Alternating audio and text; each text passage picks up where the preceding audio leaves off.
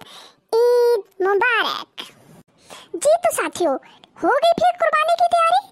जी हाँ, ये है ईद कुर्बान। इस पे हमने देनी होती है कुर्बानी। लेकिन साथियों, इसके साथ साथ बहुत सी चीजों का ख्याल भी रखना होता है।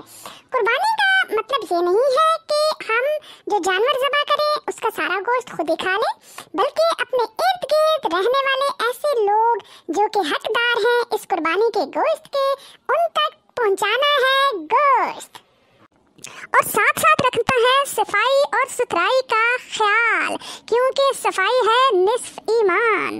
और आपने अपने इर्द गिर्द जिस चीज़ का ख्याल रखना है कि कोई भी आलाइशें इधर उधर बिखरी हुई ना मिलें। जी तो साथियों, फिर वादा रहा किन दो बातों का? एक तो ये कि गोश्त पहुंचाना है हकदारों तक, और दूसरी बात ये कि सफाई का रखना है ख्याल। दिल दिल पाकिस्तान, जान जान पाकिस्तान।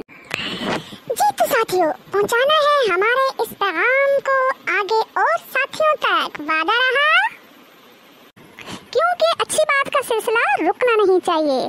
तो इजाजत चाहते हैं। अल्लाह हाफिज।